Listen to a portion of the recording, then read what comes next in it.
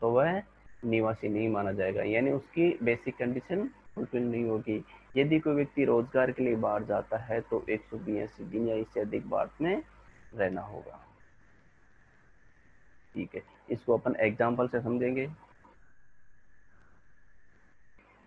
Shri Sandeep residence in Taranagar Churu went to France for employment. ये देखो मैंने अंडरलाइन किया है, फॉर एम्प्लॉयमेंट यानी रोजगार के लिए गया है। For employment purpose on 10 August 2019 and come back to India on 22 March 2020. He has never been out of India in the past. Assessment year 2020-21 हो गया। यानी कि संदीप फ्रांस में जाता है रोजगार के लिए। कब जाता है? 10 अगस्त 2019 को। और भारत में कब लौटता है? 22 मार्च 2020 को। He has never been out of India in the past, यानी वह कभी भी भारत से बाहर नहीं गया है। यानी कुल मिला के 10 अगस्त 2019 से पहले वो हमेशा भारत में ही रहा है। अब अपने को असेसमेंट ईयर 2020-21 के आधार पर उसकी निवास स्थिति ज्ञात करनी है कि वह साधारण निवासी है, असाधारण निवासी है या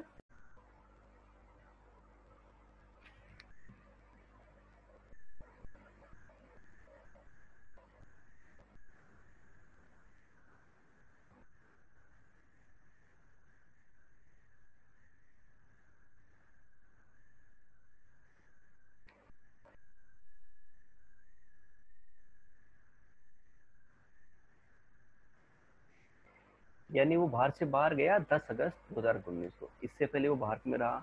तो अपन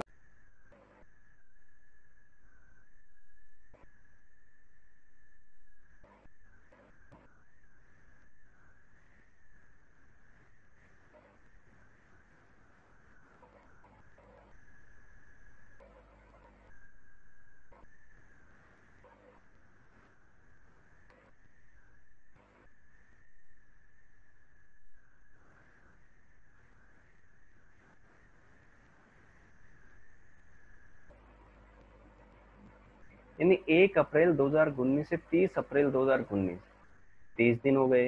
1 मई 2019 से 31 मई 2019 31 दिन हो गए। 1 जून 2019 से 30 जून 2019 30 दिन हो गए। 1 जुलाई 2019 से 31 जुलाई 2019 31 दिन हो गए। 1 अगस्त 2019 से कब गया? 10 अगस्त को, यानी 10 अगस्त को भी अपन काउंट कर लेंगे। तो 1 अगस्त 2019 से 10 अगस्त 2019 तक 10 दिन हो गए।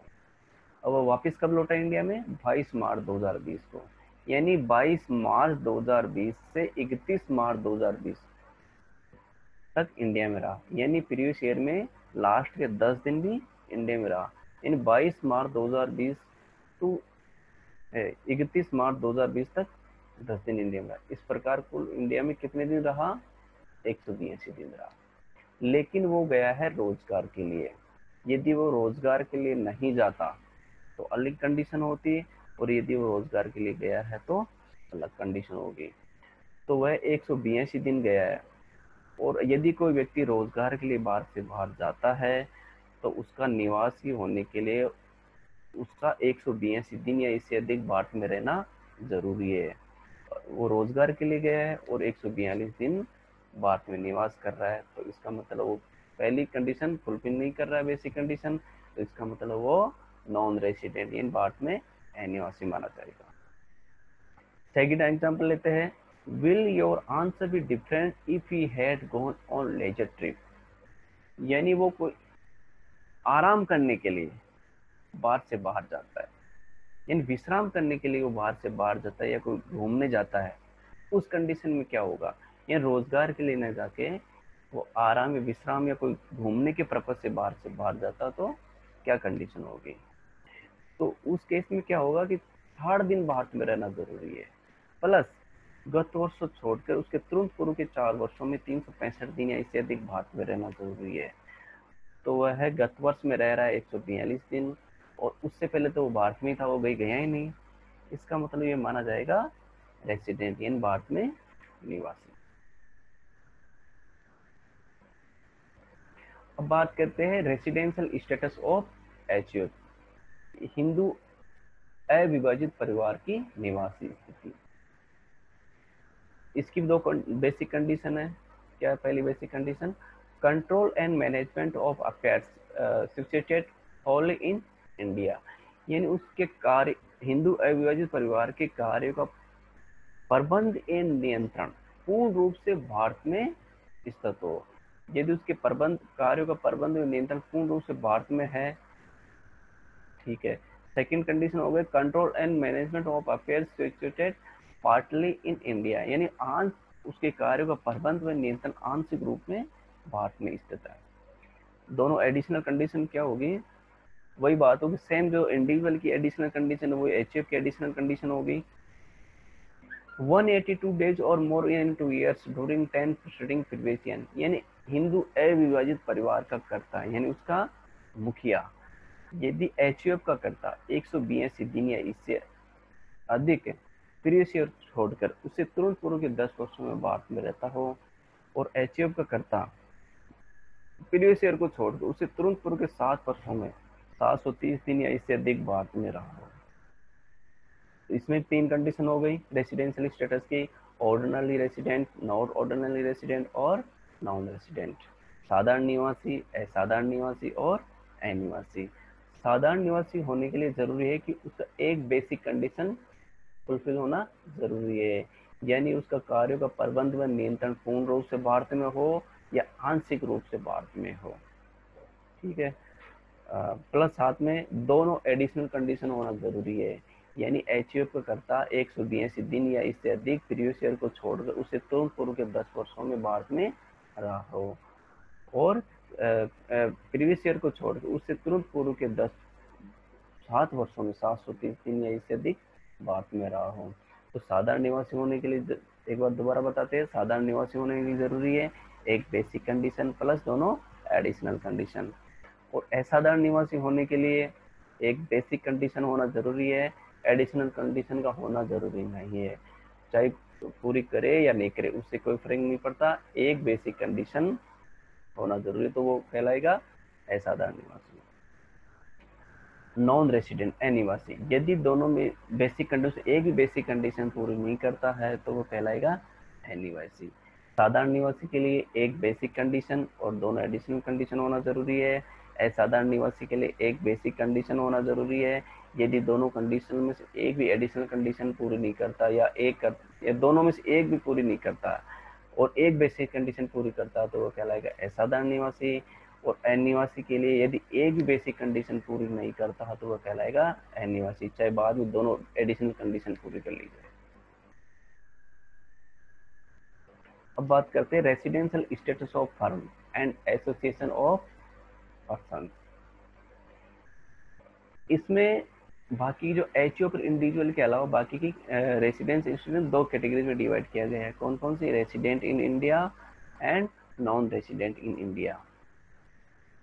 अब control and management of affairs situated whole और पार्टली इन इंडिया, यानी फर्म और एसोसिएशन ऑफ पर्सन का कार्यों का प्रबंध व नियंत्रण पूर्ण रूप से आंशिक रूप से भारत में है।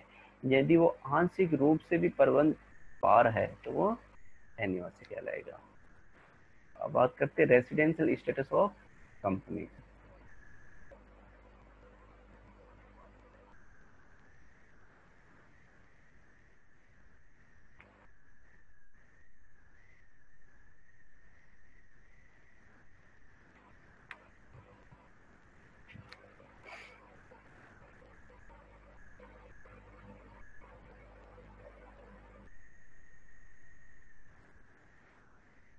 एक कंपनी के निवासी होने के लिए जरूरी है कि वह एक भारतीय कंपनी हो और दूसरी कंट्री को उसका प्रबंध या नियंत्रण पूर्ण रूप से भारत में हो।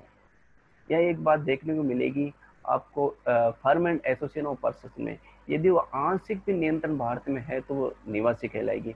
जब कंपनी के केस में पूर्ण प्रबंध एवं नियंत्रण भारत में होना चाहिए और भारतीय कंपनी होनी चाहिए तभी वो निवासी कहलाएगी। एक कंपनी के निवासी होने के लिए जरूरी है कि वो एक भारतीय कंपनी नहीं हो और उसके प्रबंध एवं नियंत्रण पूर्ण रूप से आंशिक रूप से भारत से बाहर हो। इंसिडेंस ऑफ टैक्सेस, यानी कौन सी इनकम साधारण निवासी, असाधारण निवासी और निवासी के लिए टैक्सेबल होगी और कौन सी इनकम टैक्स फ्री होगी। फर्स्ट है इनकम रिसीव्ड और deemed to be received in India whether earn in India और एल्सवेयर, यानी कौन सी इनकम भारत में प्राप्त या प्राप्त समझी जाने वाली है। तो साधारण निवासी के केस में क्या होगी, टैक्सेबल होगी, असाधारण निवासी के केस में भी टैक्सेबल होगी और अनिवासी के केस में टैक्सेबल होगी, यानी तीनों रेसिडेंशियल स्टेटस के केस में ये टैक्सेबल होगी। सेकंड है income accrues or arises or is deemed to accrue or arise in India whether received in India or elsewhere, यानी भारत में उपार्जित जो इनकम है या भारत में उपार्जित समझी गई जो भी इनकम है वो तीनों कंडीशन में टैक्सेबल होगी, साधारण निवासी में, असाधारण निवासी और निवासी के केस में टैक्सेबल होगी।